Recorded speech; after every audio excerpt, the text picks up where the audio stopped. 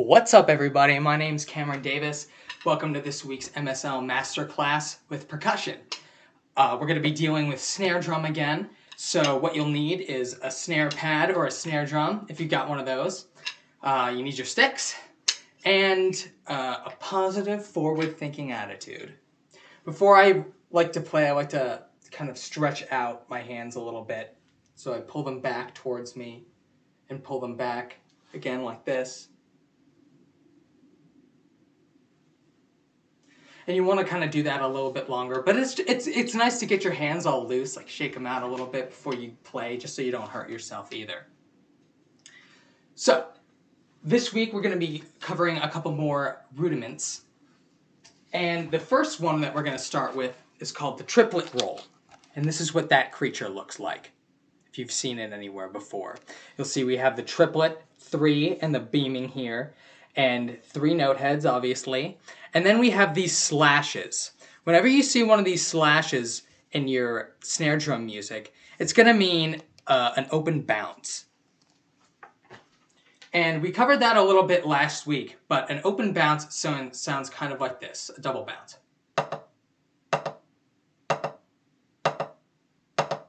Right? We want to get those 2 notes sounding as equal as possible.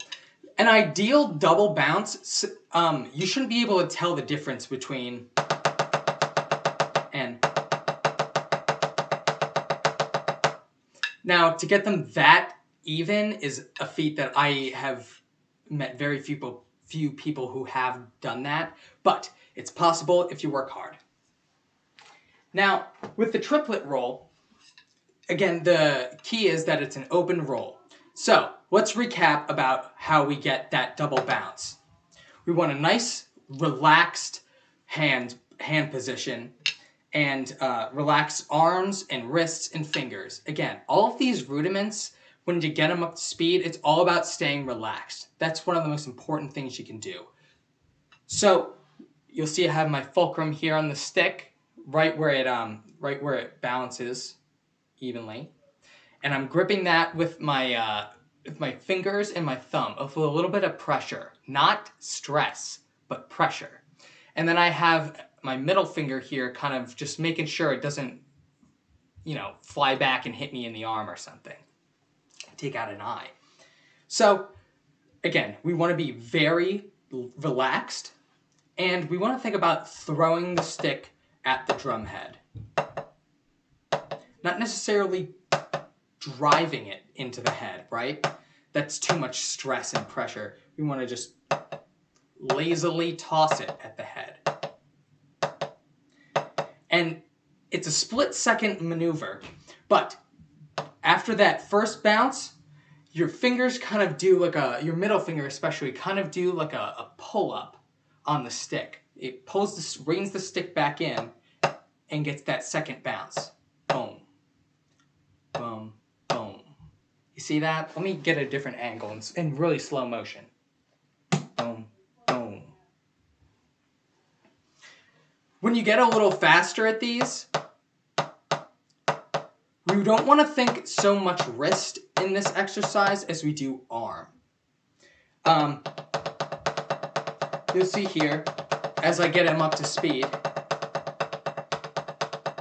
my wrists aren't moving up and down as much as I am just kind of like hinging here.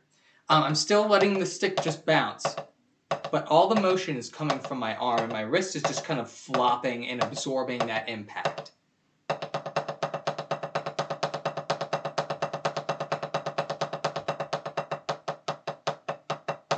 Take it nice and slow at first if you can. Just the most important thing is, again, stay relaxed. Right, left, right, left. Okay, now let's put the triplet part in. We've all played triplets before, hopefully. We'll be going along 1 and 2 and then we'll have that triplet rhythm, triplet, triplet. Now, you see the slashes here, again, indicate that you need a double bounce. The double bounce happens on each stroke. So, triplet, triplet. If you speed it up a little bit,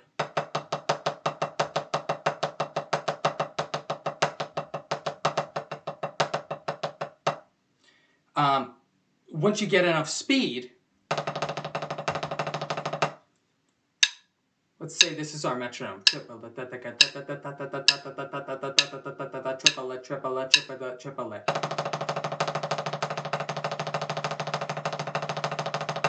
If I take the bounces out, it sounds like this. Ready?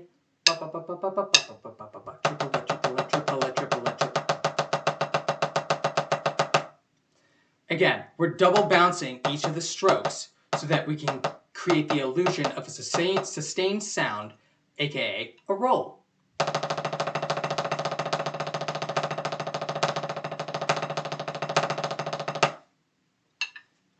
Let's move on to the second rudiment.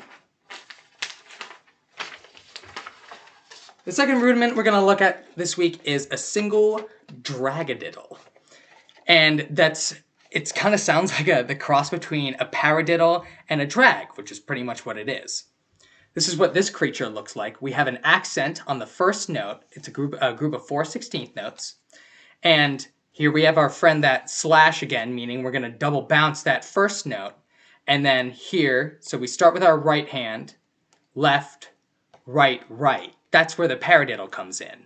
Take out that bounce, you just got right, left, right, right, or a left, right, left, left. But since that first note is bouncing, we're going to do 2 notes on that one. So, take a listen to what it sounds like.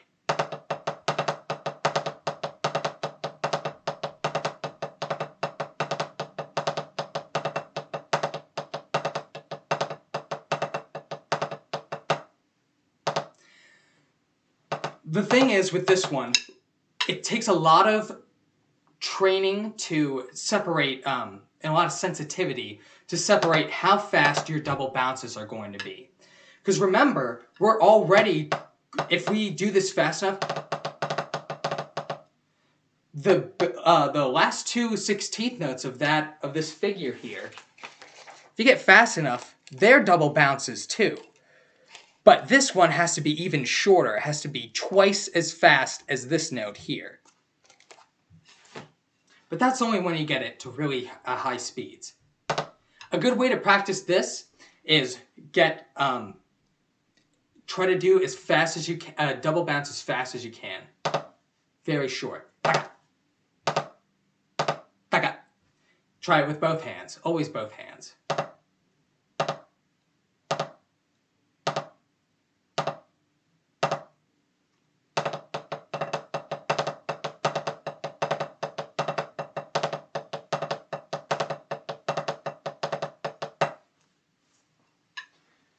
There we have that marriage of the single drag and a paradiddle.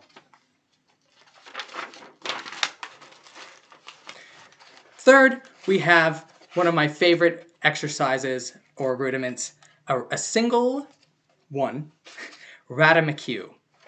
This is what this guy looks like. We have a 16th note triplet here, hidden inside 2 8th notes. So in the course that it takes to play 1 8th note, you're going to play a triplet. Dig-a-dub, dig-a-dee-up, bum, dig-a-dee-up, bum, dig-a-dee-up, bum. Shake-a-da-dum, shake-a-da-dum, da-ga-da-dum, ba-ga-da-dum. And the sticking here, you'll see, we have a drag. Left, left, right, left, right, left. Or, if you're starting on the left hand, right, right, left, right, left, right, with a nice little spice at the end with that accent. Let's review drags real quick. We have a regular flam, right?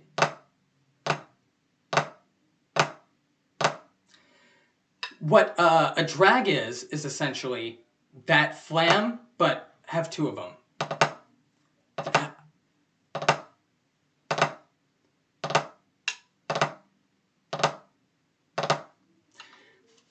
A drag, or if we're talking about flams in general, can be considered kind of just an ornament for the rest of the note.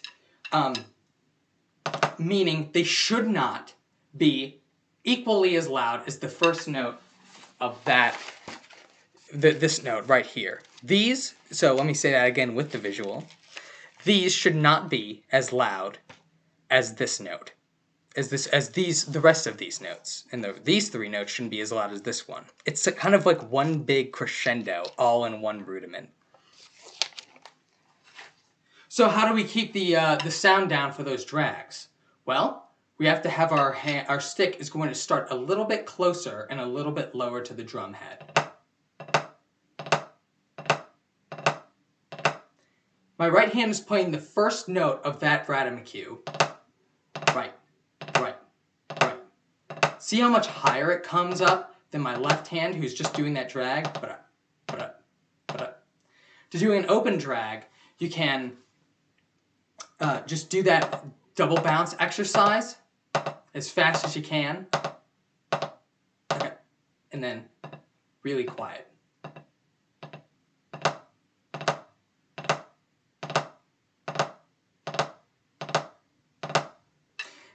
One should think of a drag as almost leading to that first primary note. See what I mean? So, let's put it all in context. The sticking is going to be natural alternating. The downside of starting with on your right hand is that then you have to do that accent with your left hand. If you're a lefty, this won't be a problem. But if you're a right-handed denizen, like I am, then you're going to have to get a little more power out of that left hand than you're usually comfortable doing. So, let's try just doing the Radamaque without the drag first, so we get our hands knowing where they need to go for the actual rhythm. Triplet, triplet,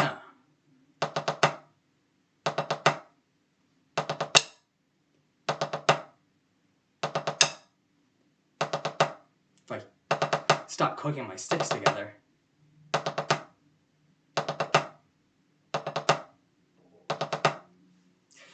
Something that might help with that accent is thinking about what we call an upstroke. With a full stroke, we start here and we come down and return to where we started, right? A downstroke, we start high and low, and we don't rebound. Boom. Well, of course, we rebound as much as we need to get a sound out of the drum without it being a buzz.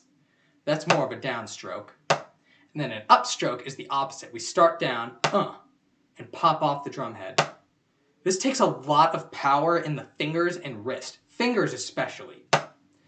Again, think of that middle finger yanking up on the drumstick. Boom.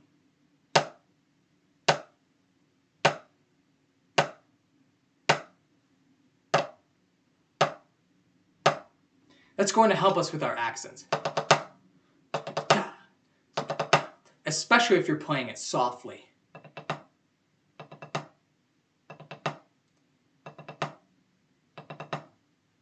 Now, let's add the drag in. So, let's start doing our drags just on one note.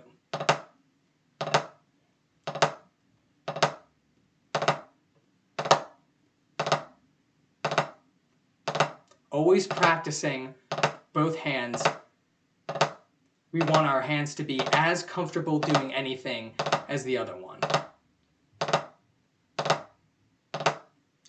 Making sure that drag stays low. Notice how my right hand is coming up higher than my left hand here, and vice versa here. My left is higher than my right. The right's doing the drag. Now, let's put the two together.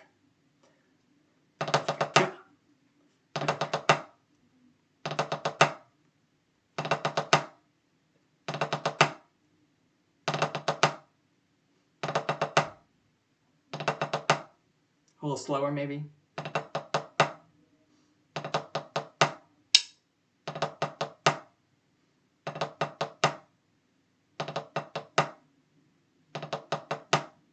Now let's try the right hand, or left hand lead.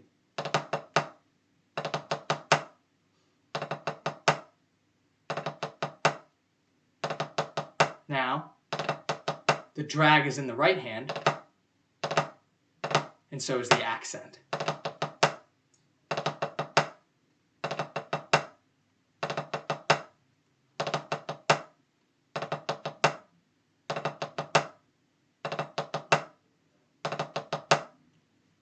You can think about each of these times we're doing a rhythmic cue.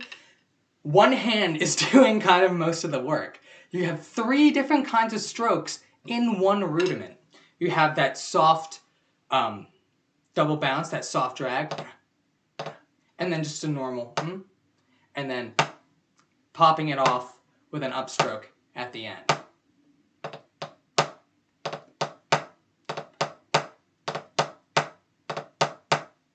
It's one hand.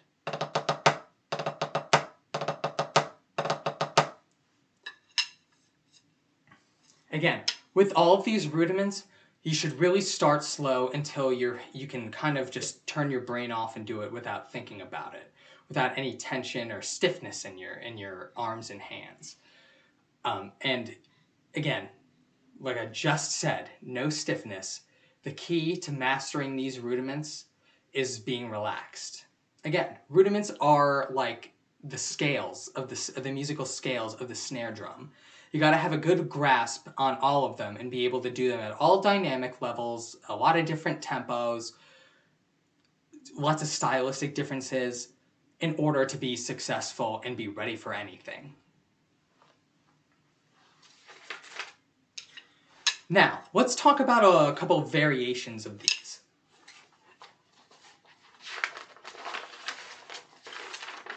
Specifically, the triplet roll and the rhythmic cue.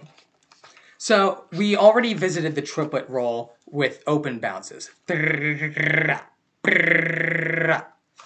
But there's also a way that you can do them with closed rolls. This is a nice way to kind of try to meter your rolls. If you have like a half note that's a closed buzz roll and you want to keep your time, this is a good way to do it. So the buzz roll, like we talked about last time,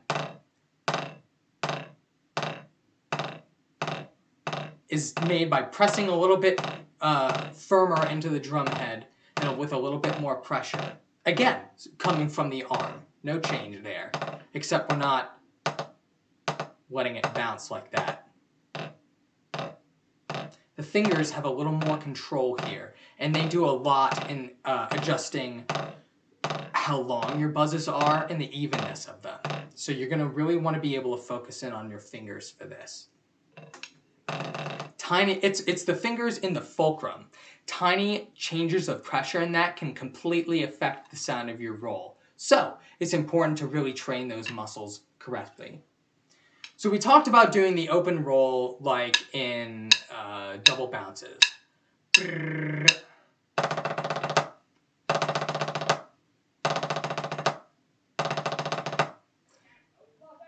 Now we can do the same thing where each note is a buzz stroke.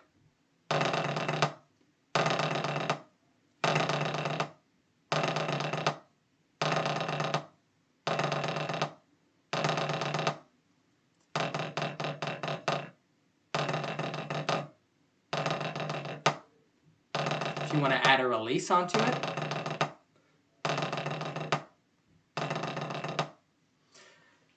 If you get your rolls even and stay in contact with the drum head long enough, you can create the illusion of just a regular buzz roll.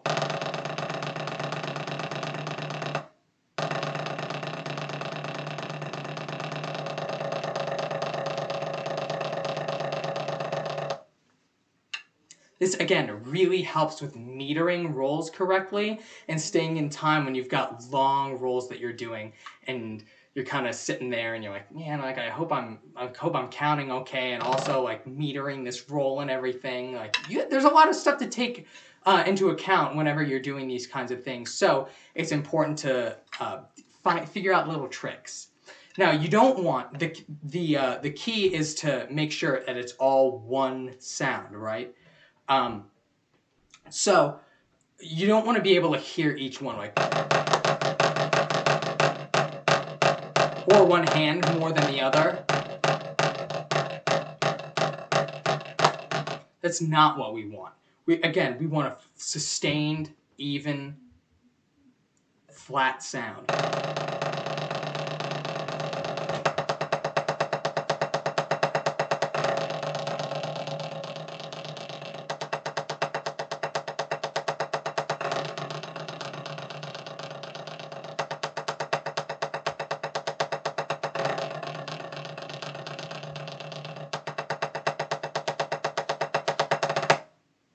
That's another good way, I should have said this earlier, that's a good way to practice both the open triplet roll and the closed triplet roll. Start with regular triplets.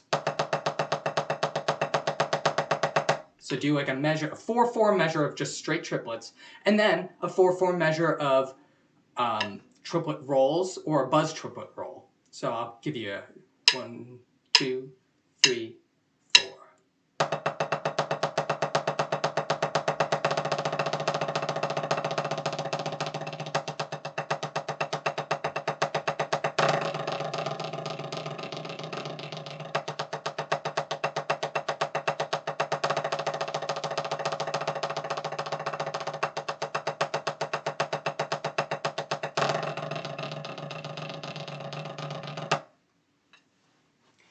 Now, with that random cue I was talking about earlier, that single random cue. By the way, I had to draw all of these backwards so it would show up on my camera the right way. So you're welcome. Remember how I was talking about this this drag right here? How it's basically like a mini double bounce. Well, there's a different way to execute that as well, with a buzz drag. Can you hear the difference? This is a buzz drag.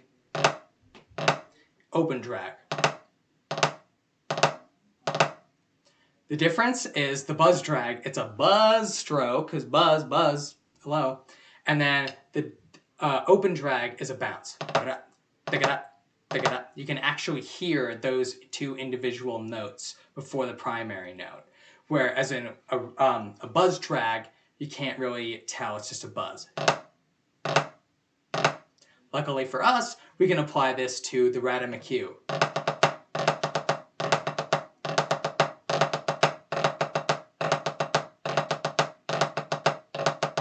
Again, we're going for those tiny changes in fulcrum pressure in your fingers to really make the difference between those two.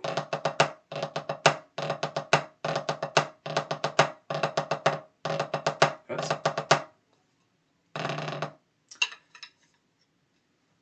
Learn these slowly, build them up slowly over time, stay relaxed, stay safe, stay healthy, wash your hands, don't talk to anyone. Well, you can talk to people. 6 feet rule. Use your heads. Stay safe, please. Thanks for tuning into this week's MSL class. My name's Cameron Davis. I'll see you next week.